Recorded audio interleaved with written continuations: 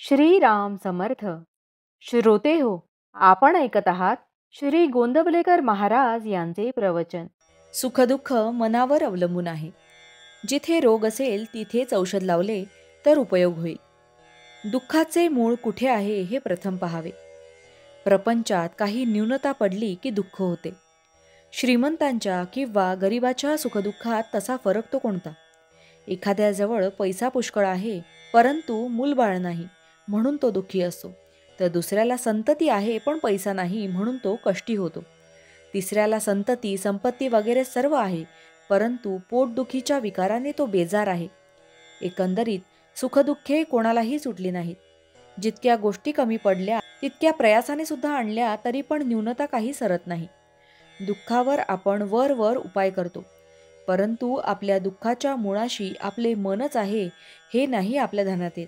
खरोखर सुखदुःख हे वस्तूत नसून आपल्या मनस्थितीवरच अवलंबून आहे. वस्तू चोरीला गेली त्यावेळी झोपेत आनंदात होता, पण जागे झाल्यावर वस्तू गेल्याचे समजल्यावर दुःखी झाला. म्हणजे दुःखी होते ते मन. तेव्हा औषध द्यायचे ते मनाला द्या. संतांनी मनाला शिकवण दिली. आजवर आम्ही विषय सुख सख्या मुलाप्रमाणे भोगले आणि परमार्थ सावत्र मुलासारखा केला. सावत्र आईप्रमाणे आम्ही मनाला शिकवले. ज्याचा सहवास झाला त्याप्रमाणे मनावर परिणाम होऊ लागले. विषयाचा सहवास गर्भापासून आपण ठेवतो म्हणून विषयापासून मिळणारा आनंद खरा असे मानू लागलो. ज्याचे बीज लावावे त्याची फळे खावी. आपण विषयाचे बी पेरतो आणि विषयाची फळे दुःखदायक आहेत म्हणून मग शोक करतो. याला काय करावे?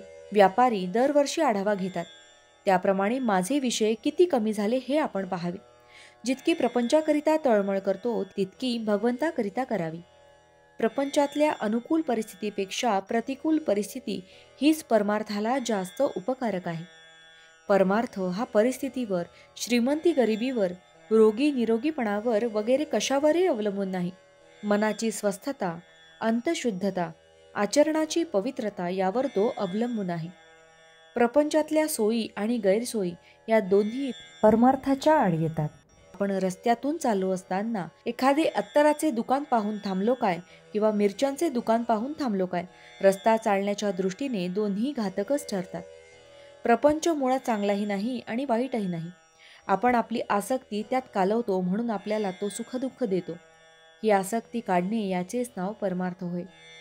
भावार्थ: त्याच गोष्टी आसक्ती सोडून करणे याचे नाव परमार्थ. जानकी जीवन स्मरण जय जय राम. महारुद्र हनुमान की जय. समर्थ रामदास स्वामी महाराज की जय. सब संतन की जय. श्री अनंत कोटि ब्रह्मांड नायक राजाधिराज सच्चिदानंद सद्गुरु श्री ब्रह्म चैतन्य महाराज की जय. जय जय रघुवीर समर्थ. आता आपण 13 वेळा नामस्मरण करूया. श्रीराम जय राम जय जय राम. श्रीराम जय राम जय जय राम. श्रीराम जय राम जय जय राम. श्रीराम जय राम जय जय राम. श्रीराम जय राम जय जय राम. श्रीराम जय राम जय जय राम. श्रीराम जय राम जय जय राम. श्रीराम जय राम जय जय राम. श्रीराम जय राम जय जय राम. श्रीराम जय राम जय जय राम. श्रीराम जय राम जय जय राम.